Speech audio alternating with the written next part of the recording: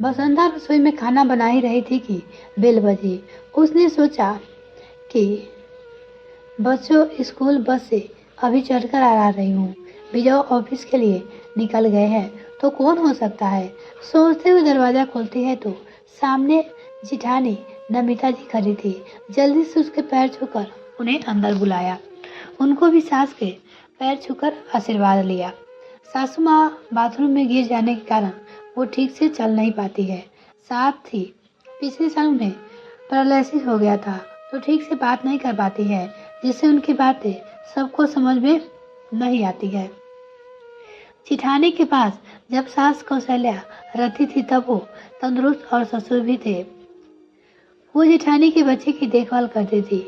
नमिता को अपने मायके के पैसे का बहुत घमंड था, इसलिए वो घर के काम खुद न करते हुए सास से कराती थी। ससुर जी का देहांत होने के बाद वो छोटे बेटे विजय के पास आकर रहने लगी थी। जब से यहाँ आई है बीमार ही रही है। सास को भी बुरा लगता था कि मैं यहाँ रहकर रह रही हूँ, परंतु विजय की माँ को इतना प्यार था कि वो उन्हें कहीं नहीं जाने देना चाहता था। अपने घर में माँ को रखने के लिए बसंता को कोई तकलीफ नहीं थी। आज जब जेठानी की बातों को उसने सुना तो उसे बहुत गुस्सा आया कि एक तो उन्हें अपने मायके और उनके द्वारा लाए दहेज का घमंड था, साथ ही जब से उस गरीब होने का ताना देती है तो उनका खून खौल उठता। और तो और अपने घर का सास की कितनी अच्छी देखभाल की जाती है यह चटकारे लेकर सुनाती।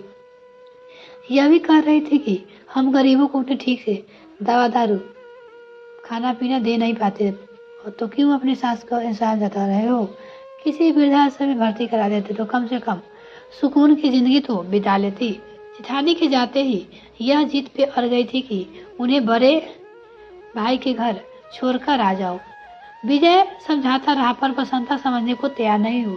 विजय नहाने जा रहा था तो माँ अपने पैर को घसीटते हुए धीरे धीरे चलते उसके पास जाकर इशारा किया कि बसंता से लड़ाई मत करो, मुझे यहाँ थोड़े दिन के लिए भेज दो।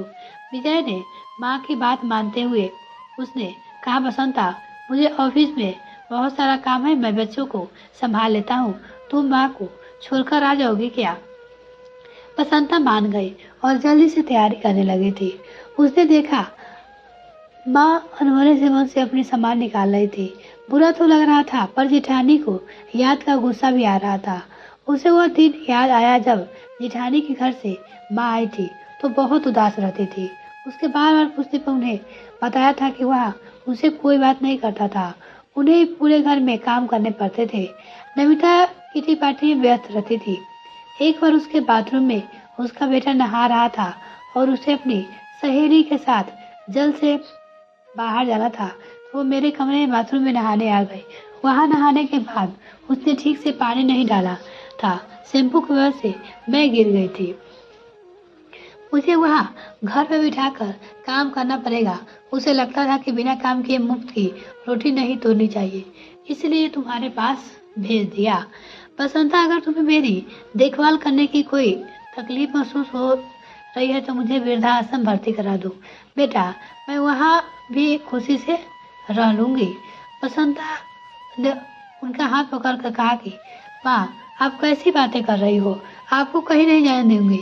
और आज उसने दिल पे पत्थर रखकर अपने पति विजय के साथ स्टेशन पहुंची।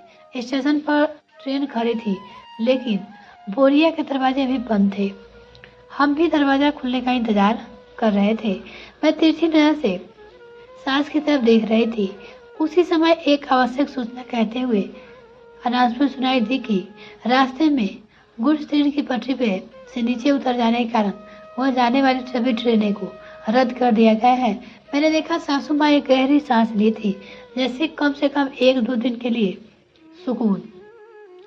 उससे विजय ने कहा कि अभी तो हम घर चलते हैं, 2-3 दिन बाद की टिकट करा लेंगे। हम घर वापस आ गए थे। बच्चे भी खुश हो रहे थे कि दादी आ गई, कहते हुए कूद रहे थे। विजय तो बहुत ज्यादा खुश थे क्योंकि उन्हें तो माँ को भेजना ही नहीं था। जब 2 दिन बाद रेलवे ट्रैक क्लियर हो गया और ट्रेन फिर से चलने लगी थी तो उसने बसंता से कहा, बसंता फिर से टिकट बुक करा देता हूँ।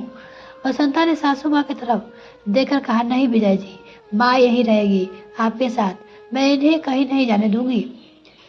उसकी बात सुनकर बच्चों तो बच्चे विजय भी thank you dear thank you कहते हुए कूदने लगे थे। सासू माँ ने बसंता के पास बुलाकर उसके माथों को चूमते उसने जब थैंक यू कहा तो बसंता को अपने निर्णय पर गर्व महसूस हुआ। उसने सोच लिया था कि अब किसी की बातों को दिल से नहीं लगाएगी। मिलते हैं फिर नेक्स्ट वीक फ्रेंड, तब तक के लिए bye. Thanks for watching this video. अगर आपने मेरे चैनल सब्सक्राइब नहीं किया तो प्लीज सब्सक्राइब कीजिए।